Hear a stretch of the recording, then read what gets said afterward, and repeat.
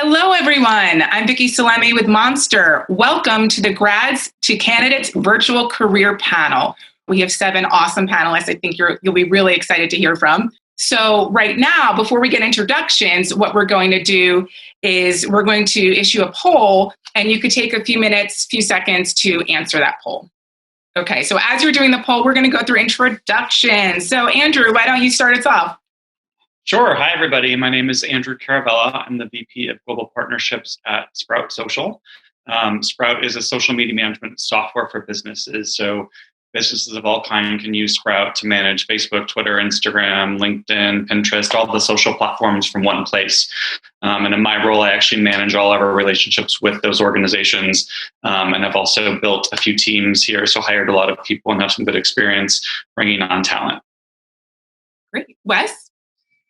I'm Wes Perry. I am the Senior Vice President and Chief Talent Officer for Leader Bank. We are a community bank based here in the Boston area with about $1.6 billion in assets. I've about 20 years of recruiting and HR experience. Was at Monster for a good 11 plus years, and then at a global material science and specialty chemical company called Cabot Corporation. And again, I've recruited for those 20 plus years, built teams, and I'm excited to be here talking to you all. Mike? Good afternoon, everyone. My name's Mike Ruggiero. I am the Senior Technical Recruiter for Lionbridge Technologies. We're headquartered right here in Waltham, Massachusetts. Have offices operating in 28 countries, including 14 offices here in the US and Canada alone. And my role in the organization is to recruit technical talent in machine learning, AI, and software development across the board in North America, South America, and all of Europe. Lionbridge is a leading organization in the machine learning and AI space with our core businesses in language translation, interpretation, and localization. I've been in the industry a little over 10 years myself. 5.5 of my best years were at Monster. Wes and I have been in some pretty cool meetings together. I don't know if you remember back in the day, Wes, but we've done some good things, and I've recruited from the bottom up, built recruitment programs and everything in between. But I'm very happy to be here today. Great. Meredith? Hi there. My name is Meredith, and I am the Director of Org Development at Jebbit. We are a software startup based in Boston, and we help companies create customized digital marketing experiences to help them engage their consumer base. And my job at Jebbit is to create the best internal team possible. And of course, a big part of that is deciding who it is that we bring on as our new teammates. And so for that reason, recruiting is definitely a big passion point of mine. I'm Vicki Salemi, your moderator for today. I am a career expert for Monster based in the New York City area, and I'm also a former corporate recruiter. And my role is to speak to the media as a point of contact for interviews relating to negotiation, looking for a job, all of the above, and which brings us to today. So I'm excited that you're here. Katie? Hi, I'm Katie Shea. I'm happy to be here. I head up the talent acquisition team at C-Space. And head up all talent acquisition in the Americas. C-Space is based in Boston. We are a customer agency. So what that means is that we help companies better understand their customers through various research tools and methodologies so that they can effectively drive growth. Happy to be here. Hi, everyone. Trevor Sherman, Senior Recruiter at Staples.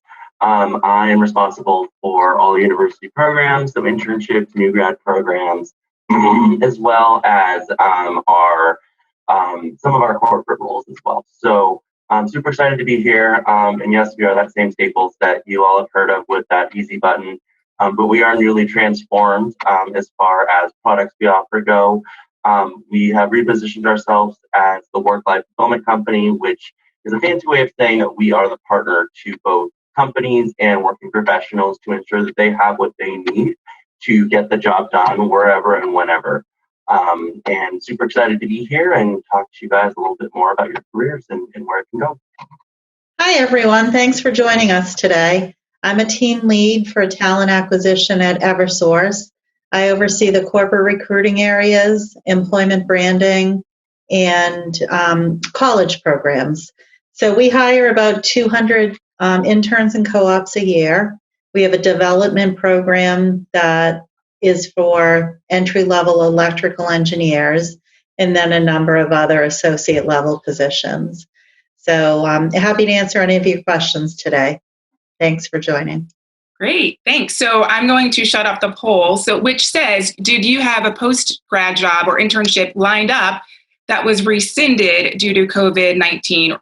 And the majority said no.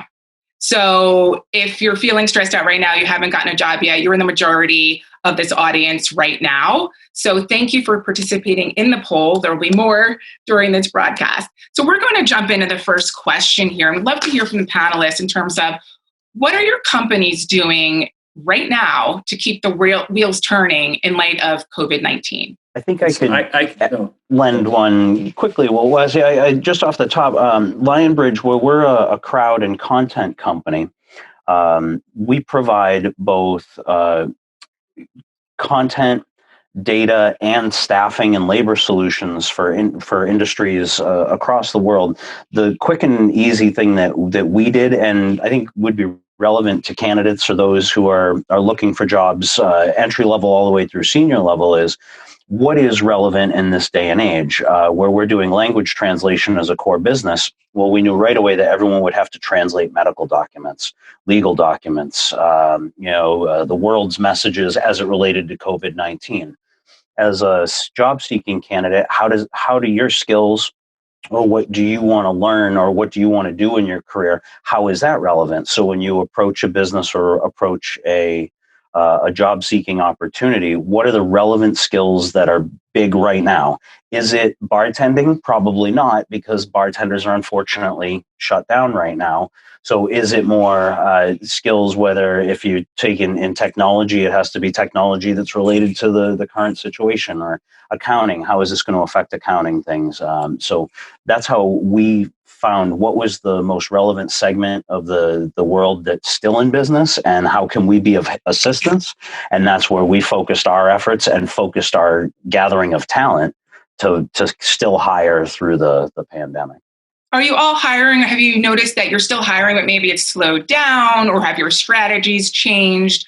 Like, how have your organizations kind of altered the pace? What are you doing to just keep things moving forward? So we've definitely slowed down, or we've taken some of our roles that some of the strategic roles and pushed them back a little bit. And I've still continued to interview and pipeline and talk to people, but but we have shifted some of our priorities. Being a bank, actually, there's with the ups and downs of the economy, parts of our business are actually booming. Some from a loan perspective, a residential loan, or even some of the small business loans. And so we're shifting some of our priorities and the types of candidates we're looking at. But we're still maintaining our strategies, still having conversations with people, still, keeping the pipelines going. And I've personally been hiring and been transparent with candidates that probably not going to be able to hire you until I meet you face to face. But I still want to have the conversations and still want to move it forward. I'll just jump in. I know when I was in recruiting, we always wanted to build pipeline. So it was so important. We always called it like build an active bench, because as soon as jobs would become available, we wanted to know that we had active, amazing resumes in our system. So we would post jobs that we were hiring for, and would consistently conduct phone interviews, and as if we were having a robust hiring season, and we wanted to build the relationships with the candidates, even though maybe we had one job to fill instead of 5 for the same role. So I think, to your point, it was just a matter of, okay, let's, how are things shifting? Where are there increases right now? And then for the job seekers to say, okay, so you just said like in the loan area, that would go where the jobs are surging. And so for all of you, what skills, hard and soft, do you think are most needed at the time, right now, for your open requisitions? I know that at Jebbit, we actually are hiring a couple people in a fully remote process. And so there have been a couple new teammates to join us in this, very unique period. And so for us, one of the main soft skills that we know is going to be so important in order for those teammates to be successful is the ability to ask for help, which I know I personally, when I was new to my job, I kind of thought that I was being hired to know it all and to be good at my job. And I thought maybe asking questions was a sign of weakness.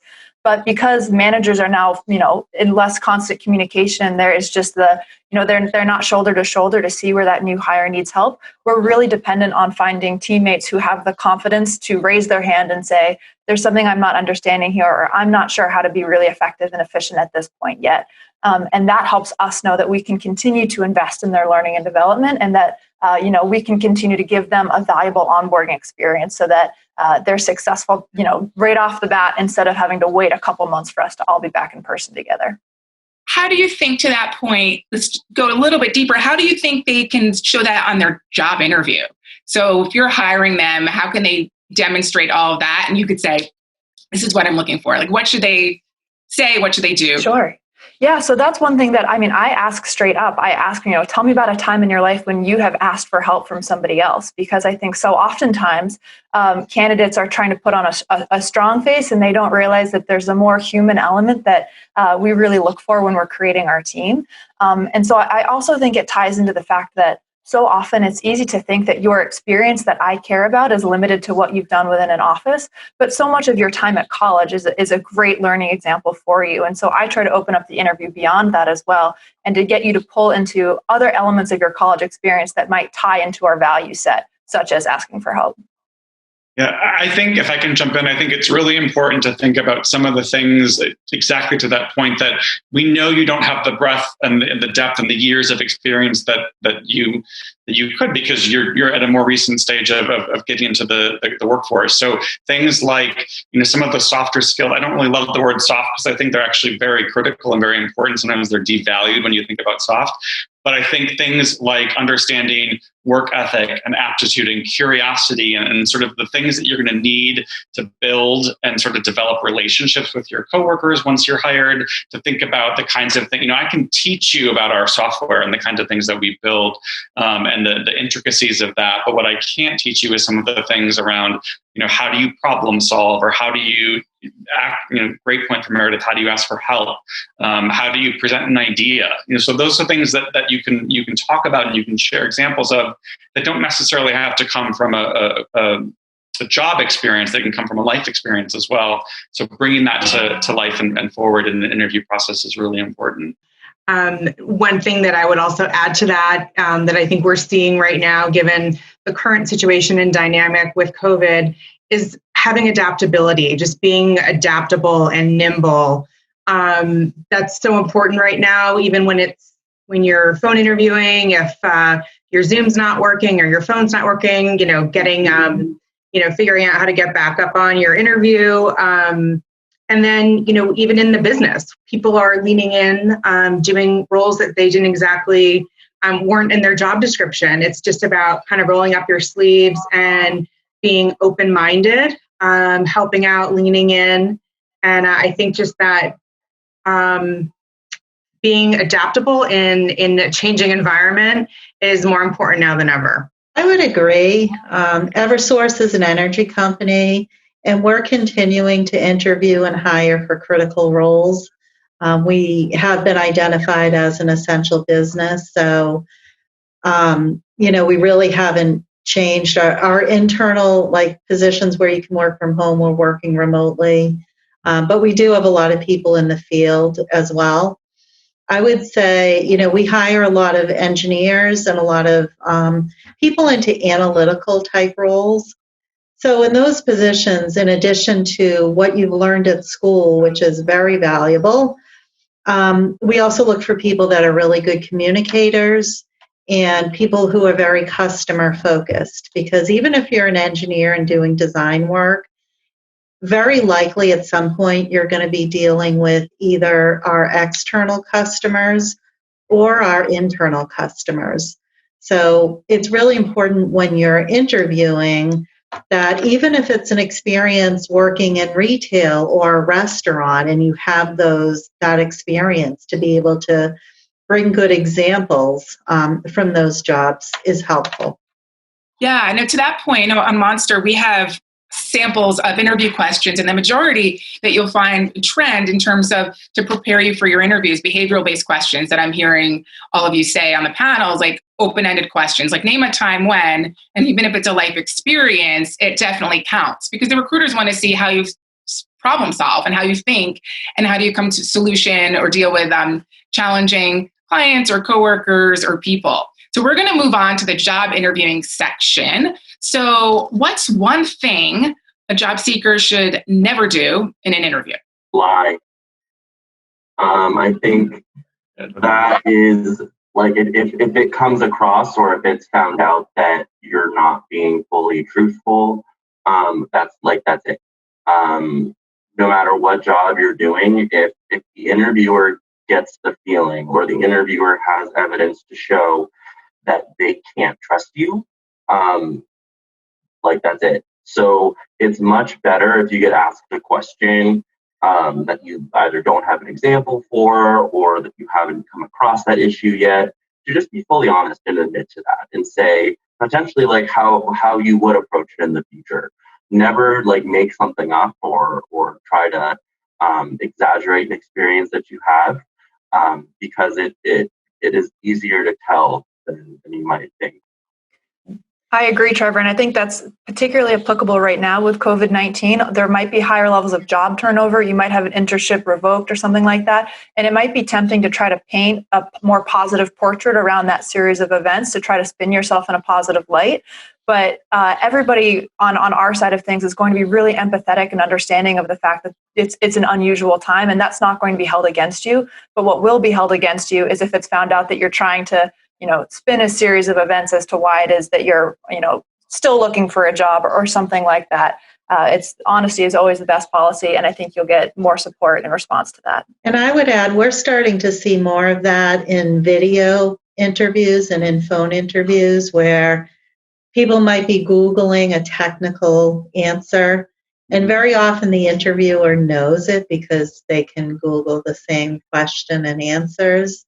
So just be really honest about what you know, because you don't have to know everything for an entry-level position. It's true. And on that note, we're going to launch the next poll. Okay. Have you ever had a video or phone job interview? So as you're completing this, we're going to talk about how can someone ace a Zoom or phone interview, especially now with the pandemic and it's becoming so prevalent. For the panelists, how can everyone watching really just rock it? I think when it comes to the last two questions and that one combined, soft skills, what should you not do in an interview, and how to ace a Zoom interview, I always say don't break character. The character you are is a professional. In the digital age right now, we're seeing video interviewing and meetings. This is what my day looks like. Instead of meeting with my team at a desk every day or a conference table, we're on video, and we're doing it all through text messaging and emails and phone calls. Every single time you communicate with a company, whether it's the initial recruiter conversation, even if you're talking to a janitor before you're hired, it's part of the interview process. So when you get an email, you don't want to just pick up your cell phone and write, "Yeah, thanks. Hi, Michael. Thank you very much for your message. I'm very excited to be considered for this." And really drive that professional communication. Don't break character. What I do with candidates all the time is "Oh yeah, man, absolutely, man. What are you doing this weekend, bro?" to see if they'll break character. And they're like, "Oh yeah, man, we're going to the beach, bro." No, I want you to hold character. We want to make sure that you've got that professional communication, because to Eileen's point, we may put you in front of a customer. We may put you in front of an internal customer. It was Meredith as well who had said, we're looking for those core competencies that are beyond, can you code in C#? Can you run tax accounting? It's really, can you communicate? Can you be a professional character? Do we want to work next to you for 40 hours a week? And do we trust you with our business? So I think all those things, when it comes to putting up a background that isn't a busy street, having cats running across your lap, make sure you're in a quiet place. If your roommates are going to be watching TV, do it somewhere else. Go to a whole different building if you have to. Go to a neighbor's house if you need to, but make sure that you've got that professional communication stance all the time. It will separate you from the other hundreds of applicants to any role. I completely agree with Michael on that. Find a focused area that's quiet. You're not being interrupted. Don't do it from your car. Even if you can, just show that you're focused, you're prepared, and you're ready to go. I would also say a tip for both video and phone. For phone interviews, actually, even when I'm on meetings and certain things, I stand up because my voice carries differently. You're carrying your body differently. You're a little bit more attentive. So, obviously that would be maybe awkward if you were on video. So if you're on a phone, stand up. But if you're on a video, also make sure that it is visual. And so certainly understand the background, but also, be alive, right? We've got to, we're all sort of sitting here even just now. We've got our very professional, sort of faces, and we want to be professional, no doubt. But, some of the benefits that you get when you're in person of being able to really exchange and understand verbal cues and things like that are much more difficult when you're doing a video interview. So having that energy and sort of bringing some of that forth is going to seem awkward to you, but it actually will be quite normal given the context and sort of the way it happens on a video screen. Motion creates emotion every single time. Yeah. And practice. One other thing with video interviewing, you can practice. If you're not familiar with Zoom or Skype or Blue Jeans, whatever the technology, you can go to YouTube and just get some tips and then practice. I think that's the best way so that you're familiar with the technology and you can put your best foot forward. I'm going to end the poll, and the majority of you watching, 81%, said yes, absolutely, you've had a video or phone job interview, which is interesting because I think if we had this last year, then I am assuming the numbers would be significantly down. So thank you for that. We're going to have one more question for job interview, and then we're going to move on to cultural fit. So for all the panelists, what's a question you always ask during your job interviews? I always ask, what do they know about the company? That's always somewhere I want to make sure, especially for entry level, because I've seen it where there have been some that really haven't done much of the research, and I think it goes to a little bit of putting that best foot forward. Is how much do you know about us? What do you know about the role? What questions do you have for me? But I always ask. It's one of the first questions I sort of just want to pose to the candidate is, what do you know about the company, and it really helps me understand how serious are they about this role. That's the first question I always ask. What do you know about Lionbridge? How far have you gotten? And sometimes they'll say, I saw your website. A direct example of a cover letter that I just got the other day. I was hovering over no thank you on a candidate application because they were technically not as strong as the other candidates. They wrote a cover letter that pointed out the COVID-19 research page on Lionbridge's website, the article that meant the most to them, why Lionbridge is on their radar, the 3 skill sets on the job description as to why they matched. My mouse moved over to accept, and I'm now having an interview with that person tomorrow at 2 p.m. But the interview question I ask everyone is, if it's going well and we have time, I say, teach me something non-related to this job, non-related to anything of this industry. Teach me something, how to fold clothes, how to play disc golf, how to play guitar. Teach me something. And I'm waiting for them to answer me in a way that's less than 2 minutes long, but relevant, but fun. And it shows personality, soft skills, and all of that. Be prepared to answer weird questions, and always never be afraid to say, I hope that answered your question. I can expand if you like, because if you're 15 minutes later and I'm looking at my watch, there's no time for any of the rest of the agenda I had. So it's always about good, quick, and meaningful communication. So just teach me something. Be prepared for anything. I agree with what Michael and Wesley said. And I'd also say one of the questions, I think it's important that the questions that you ask an interviewer is as important as the questions that you are asked and the answer that you give. So, do your research. Again, have thoughtful questions that can't be found on the website, maybe around an article or an area of the business that you're interested in. And it shows that you've done your homework. Yeah, I always used to wonder if the candidate didn't have any questions for me as the employer, thinking, how can you not have a question? There's so much information out there, and it's important just to come prepared. And you're all always interviewing the employer as much as they're interviewing you, because it's a two-way street, because you need to make sure it's the right fit for you, which is actually going to go into our next section, cultural fit. What are some ways candidates with limited experience can demonstrate they're a good fit for the role? I always say, for me personally, I want to look for someone that's hungry and sort of willing to do anything, kind of roll up their sleeves. I think that for me, it's about attitude and having the right attitude. So when I was personally hired for people on my team or just for my hiring managers, I want someone that's going to come in with a good attitude, that has that can-do attitude, especially when you're entry level. You're not going to come in with all the skills. So I want to come in and learn. I want to come in and contribute.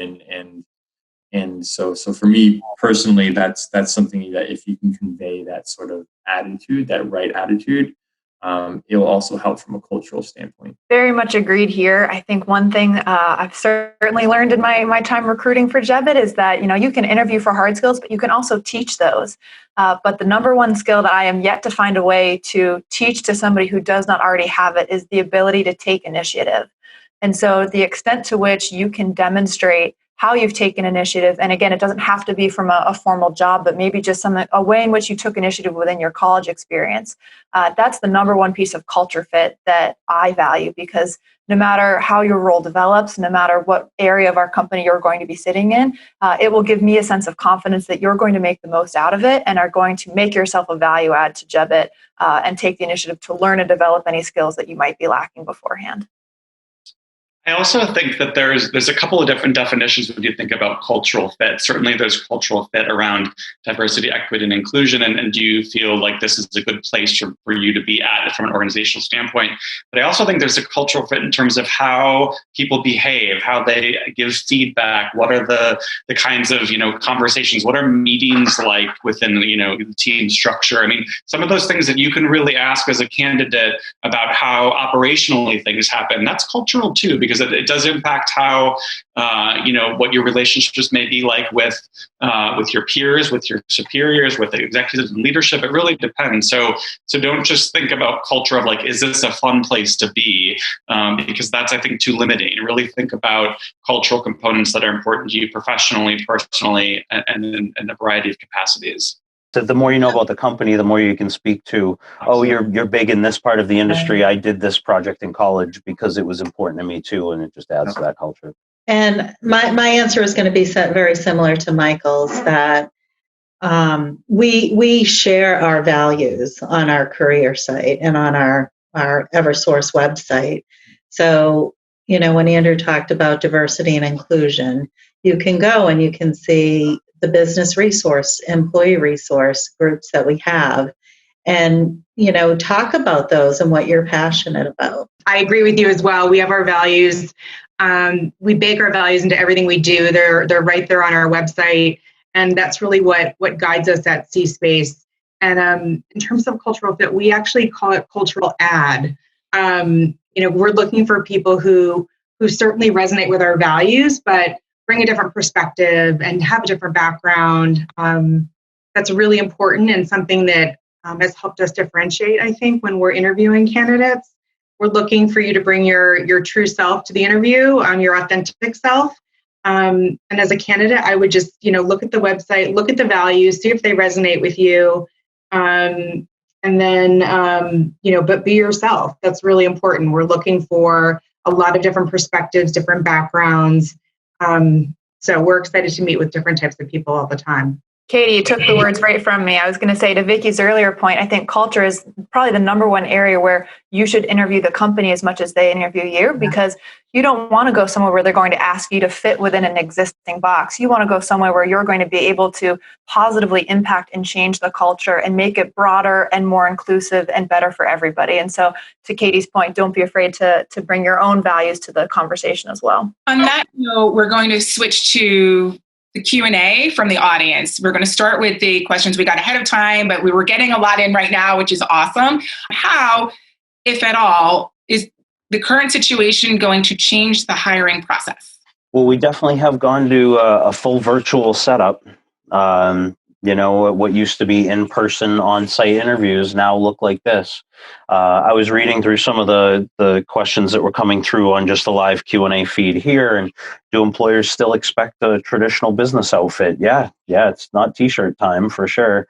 We were joking around with the panel ahead of time. We all matched our blue and purple shirts today, but we're still business professionals, and you're expected to be just the same. But as much as you can be flexible, going back to that original point, if you're going to be prepared to lint brush a suit or a business skirt suit to go into an interview, you might as well be just as prepared to look as good as you can on camera. Make sure your lights are good. Make sure the window behind you isn't bright. Do what you can to show that you care. It's not the time, or it is the time to make sure that you're saying, this is what I can do for your business. I will be prepared. I will care about this, so it's just as aggressive as it was, but it's not as easy when it's not in person. I mean, I'm nervous and sweating now. I'd much rather see 800 of you in front of me in an auditorium. It's so much more different. So be as prepared as you can. Practice with your friends. I think Katie said, mock interview. Have your mom call you and ask you tough questions and, get through it. Whatever it takes, your neighbor or your friend. But preparation for the virtual set, and to say, yes, I'm flexible to start remotely, come on site when we're ready, do whatever I need to for the team, because we're all a team and that's how we succeed. And be flexible to start date. Just because you need a job now, if you're excited now, the job might open 3 days from now. But if you get antsy about, but I need that job now, you might not get the opportunity at all. So we're building pipelines. You should be building pipelines as well. Have 4 or 5 that wait for when they're ready to open. You'll be the first one chosen. How does unemployment work? I mean, it works differently in every state, but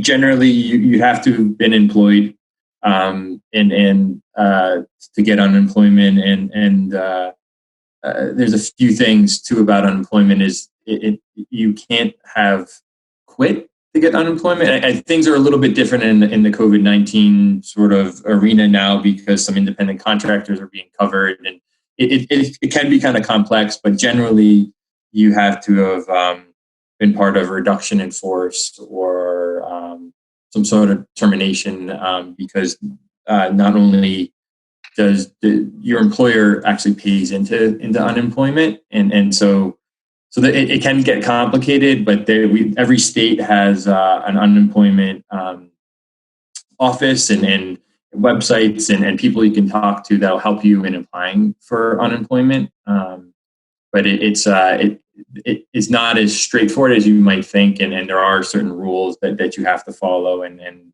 every case can be a little bit different. And I know, especially with the COVID-19 where we are now, that the rules have changed with some of who's covered and who's not. Yeah, and just to piggyback that, I get asked that question a lot by the media, and just it differs by the state. There's a waiting period. Right now, in some states it's waived, sometimes it's not, but you do have to have been employed for a certain amount of time. So for college grads who are in school full-time, graduating, or recent grads, most likely will not apply to you, but it is a question that we get a lot. The poll results, so does student debt factor into how you apply for jobs? Practically half said, I don't have student debt.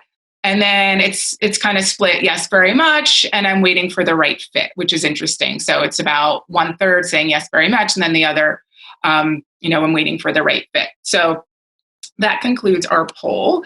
And we just got this question. If someone had a prestigious competitive internship that was rescinded because of COVID-19, should they still put it on their resume? Probably not.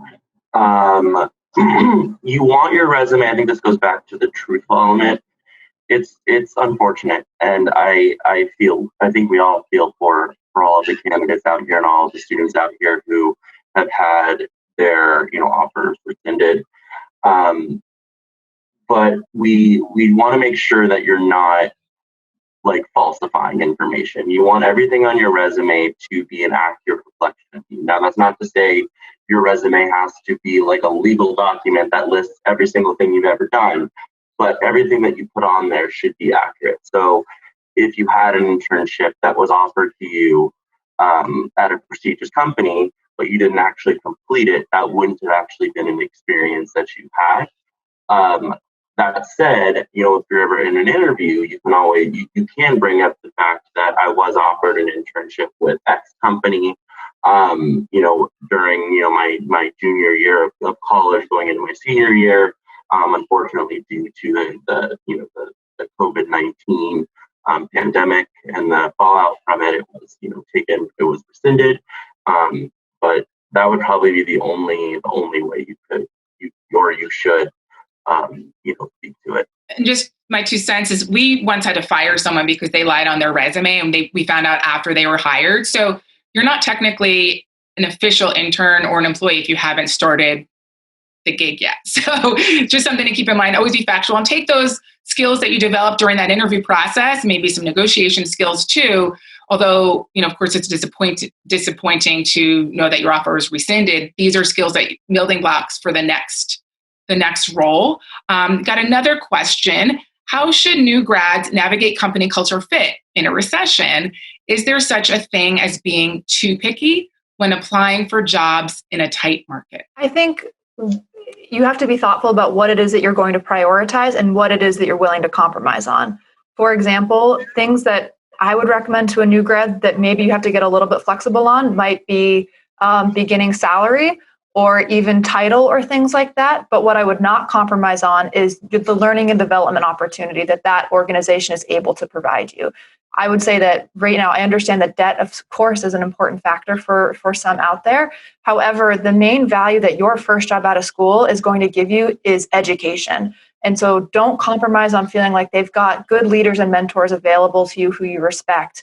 And like they're going to give you opportunity and time in that coaching perspective in order to help you develop so that you're more ready for that next opportunity as well. I completely agree with Meredith. I think you still need to be selective and make sure it's the right culture for you to work in and that it's an opportunity where you can progress and it's a company that's going to treat employees well.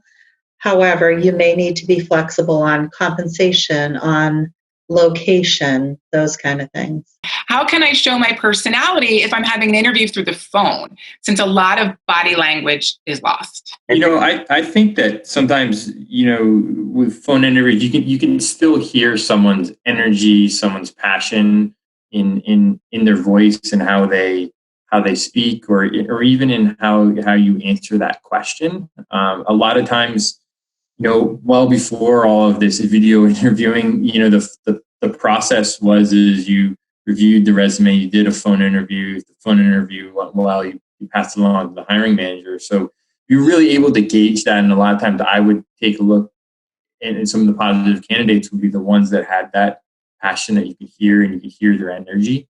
And so I think it will come across if you have it. And it can come across also in the example you give and how you talk about it. And I think to Mike's point before is not a 15-minute explanation, but a clear and concise one. Also, it can help as well. You can hear a smile on the phone all the time. When someone, when someone, oh, hi, Dave or Mary, Mike Ruggiero from Lionbridge. Is this still a great time to chat? Oh, I'm so excited. Thank you so much. Of course. Yeah, I'm in a really quiet spot and I'm really excited. I've got all the time we need, at the end of a conversation. I hope I was able to answer your questions. If there's any kind of additional information you'd like, or when you give a succinct answer, I hope that answered. I can expand on that if you want, but I don't want to spend all 30 minutes of our time discussing this one question. Just anything you can do said with a smile. I hope you have a really great weekend. Are you doing anything fun? Anything. It just shows that you're a human. When you come off as a robot, it's very difficult to get to somebody's real core personality. To Mike's point, my former boss in recruiting back in the day used to say, smile and dial. And it stuck with me. So for everyone watching, when you have a phone interview, smile and then dial and just get in that mode. That's very true. I would also say be very careful, and this happens during in-person interviews as well, to avoid pauses like, just be very conscious about doing things like that.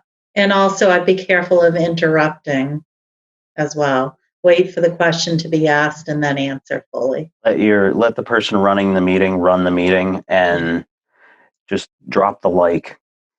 Like should not come up more than once or twice, and it should only be used properly. That's all I can say about like. And be comfortable with awkward pauses, because I know in person they could feel awkward, but you take the time to have the reset button. So if you're stumped by a question, even on the phone, you don't need those fillers, like Eileen said, like or something, even though I just said like, sorry, I just did it. And now I said now I'm aware of it. So you really need to just be comfortable with the silence, processing time, because really it's probably only 1 or 2 seconds. We're going to move on to the next question. Would you recommend waiting to send, I'm assuming that means submit your job application? Since recruiting is slowing down, I'm wondering that applications may get misplaced over time. If the job is open, they're looking to fill it as fast as possible. If a job is posted, that means that it's an open role. There's like an approval process. Jobs have to go through internally in order to get posted. So if it's posted, unless something changes internally where the job is no longer available, they're looking to hire as quickly as possible. That they're looking for the right person.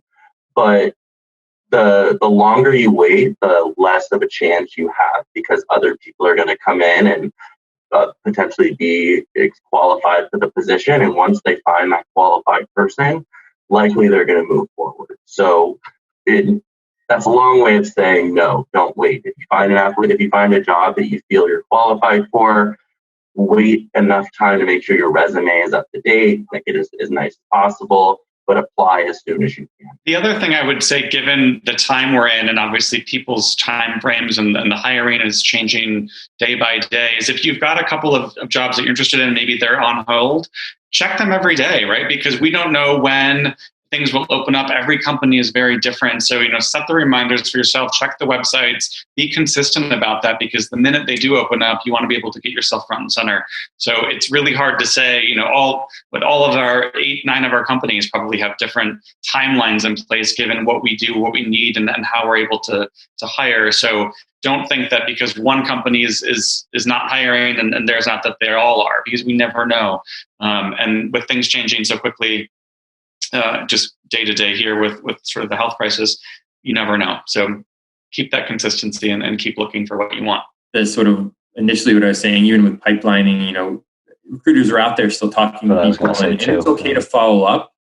Don't follow up every week, but maybe try to find a cadence of a quick note saying, listen, hey, I know the job's on hold, or I know that you're busy, there's a lot going on. Just one to touch base and make sure you're doing okay and so forth. That just keeps you sort of top of mind with that recruiter or them.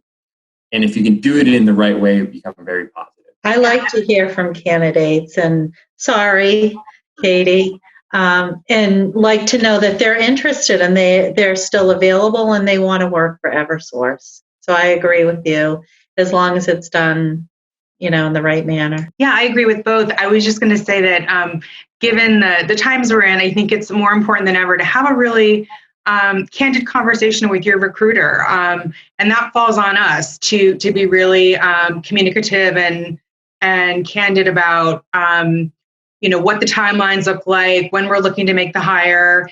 Things are changing. They're changing day by day, hour by hour. So as a recruiter, we're learning that maybe the job isn't going to be, we're not going to be able to move on it for maybe a month. There might be a delay. And that falls on, that's our responsibility to just be really upfront and open. And again, just communicative about any type of timeline changes, and just be patient and know that there's a lot of things happening, in the world right now that's affecting things at our companies. So just be communicative, be patient. And one other thing I would add is, I think if you're talking to a lot of different companies, it's really helpful if you're organized and have, an Excel spreadsheet, company name, who you're talking with, when was your last point of communication, maybe a quick note in terms of when you should maybe reach out to them again, what their hiring timeline looks like, just so that you can keep everything as organized as possible. Great. We're going to move on to the next question. With little to no experience to put on your resume, what should be on my resume and how long should it be? Definitely don't fluff your resume. no, we don't want to have to read through anything more than we do. And so if you feel like your resume is not long enough, chances are you're wrong. If your resume is more than one page, chances are you're wrong, especially at this point in your career. It's okay to be concise, and it's okay, again, to err on the side of honesty about what your experience is. However, again, especially if you can customize your resume from one company to another, and you have that time to look at what their values are, and you can think about perhaps what extracurricular activities or what non-traditional forms of experience might be of interest to that recruiter, it's okay to add those things in as well. But don't do it if you're just worried about the length of your resume, because that's one thing that, one, will see through, and two, helps us actually be able to zoom in on the applicable things that we most need to see. So it actually might be a disservice to you in the long run. To Meredith's point right now, especially in these times, but really especially all the time, you should write a resume for every single job you apply for. It doesn't mean you need to rewrite everything, but if you're in accounting and that job is based on tax preparation, think like a machine. The recruiter is going to be looking for tax preparation in that for that type of role. If it has to do with general accounting practices and SOX and GAAP and all that, look at your job description and put those keywords from the job description in the resume that you're writing to that company, because that will separate you. Now, if you don't have those exact experiences, you may have similar experiences or similar coursework. Get those keywords in there so they come up first. And then to the question prior, be mindful, you're not just applying to a role, you're applying to an organization. Why would you be applying to Apple? Why would you be applying to Microsoft, IBM, Lionbridge, Sprout, and everyone else on this call? Why are you applying to that company? Because apply early, apply often.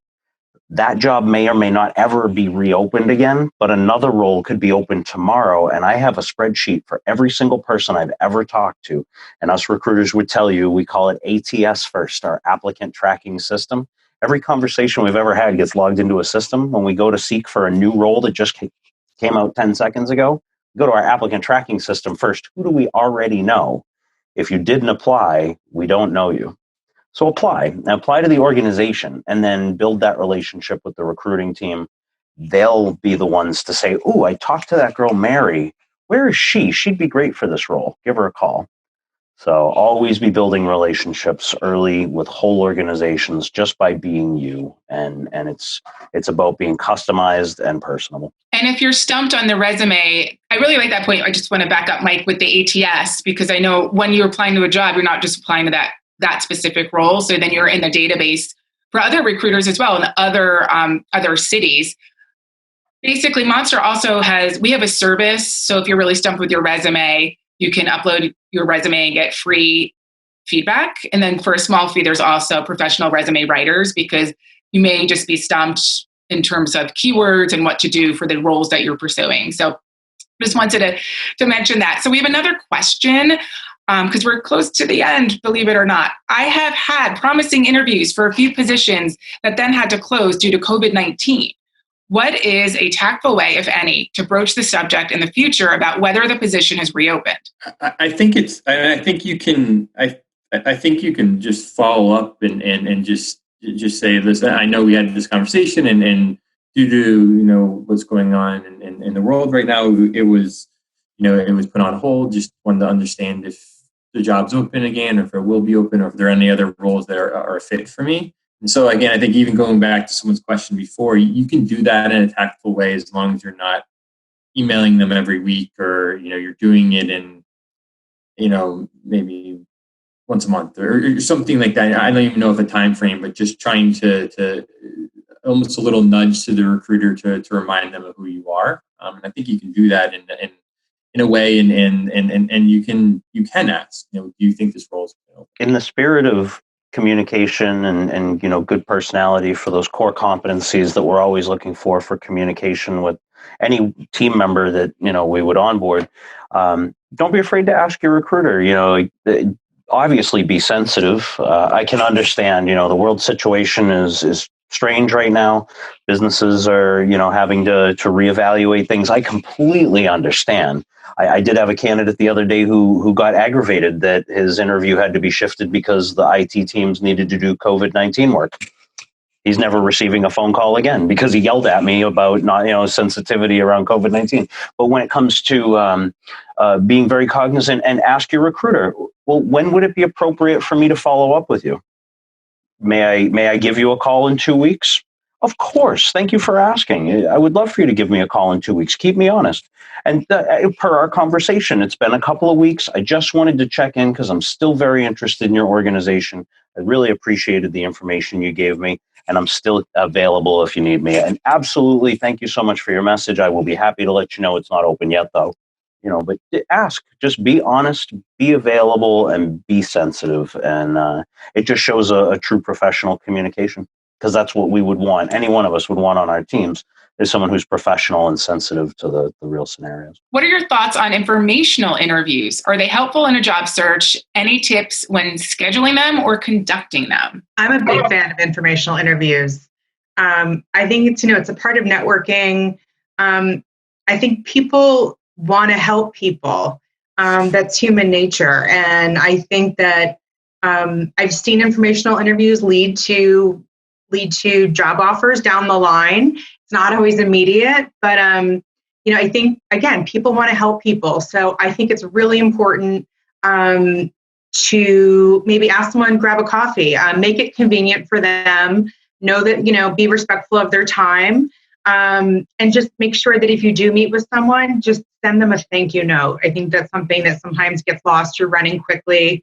But that thank you note is gold, because people are taking time out of their day to help you. So I would say definitely, especially if people aren't doing a lot of hiring right now, fill up your calendar with some informational interviews, and you never know what it will lead to. And send a thank you note.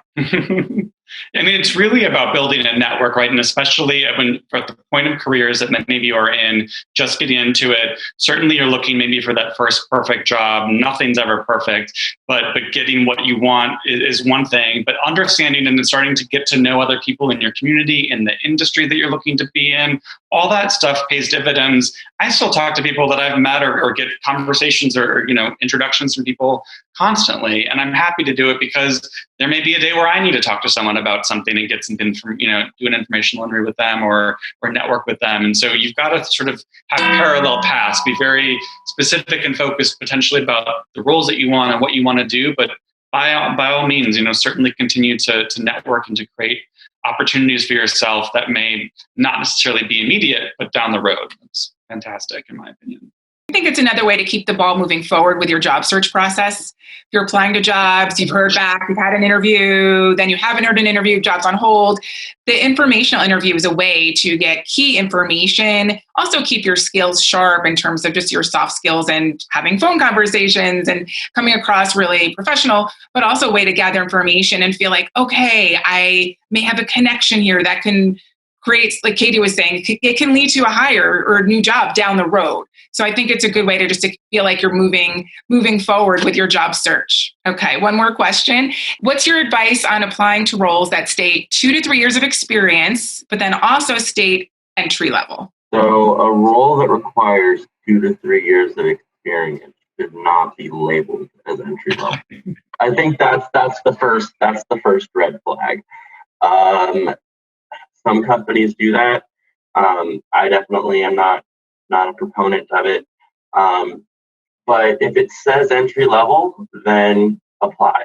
Even if it doesn't, if you feel like your experience, and if you were to get on the phone with the recruiter and you feel confident that I feel like I can sell my experience, though it may not be like a standard, like I was in a 9-to-5 job for these 2 or 3 years, I can sell my experience and show that I have what it takes to be successful. Apply. The worst that can happen is they say no, but it's a definite no if you don't apply.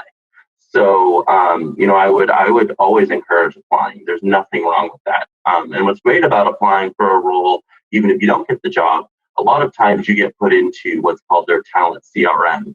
So you apply for the role and then you get put into this pool of candidates. So if another role opens up, the recruiter for that role can do a search at someone who has already applied for a role with the company and potentially just reach out and say, are you interested in this position? That's happened to me before. So I would always say apply.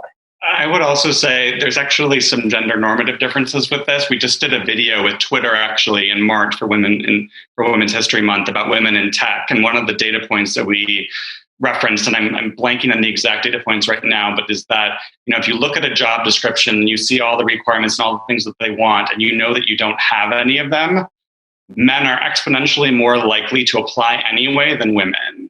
So ladies, apply, because we're not looking for you to check off every single box.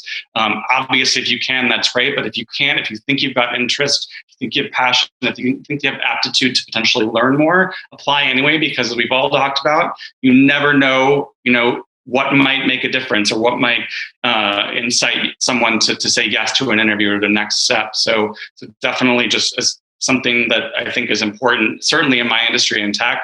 The more people we can have from varied backgrounds and experiences is important, but can't get there unless you apply. So definitely apply as much as you can. I saw someone else just ask, what if I'm 90% qualified, but I'm missing that last 10%? Should I still apply? 100%. Every single person on this call here has gone to their hiring managers and said, okay, not everyone is going to have 100% of the skills. What's important to you? And they'll probably say the one major, job function, again, whether it's tech or accounting. The next two are going to be personality and professionalism. Then there's a couple of preferred halves. But, to go with, if it says entry level, but they want 2 to 3 years experience, you should apply anyways, to Trevor's point. Same thing to Andrew's point, and Meredith just the same. But you're still applying to that organization. And if you write a very personal cover letter, you draw attention to the coursework or the projects you've done in your college and university experience. There are other things beyond years of experience that relate to matches to an organization. To the other question, is a role and an opportunity the same? Yes, it is. A role, an opportunity, a job. They're all the same thing. You can qualify on many, many different levels. So just prepare the best you can and be you to do it. On that note, we're going to wrap up. So I want to thank everyone for watching, all the wonderful panelists. The key takeaways, we just heard it. Apply.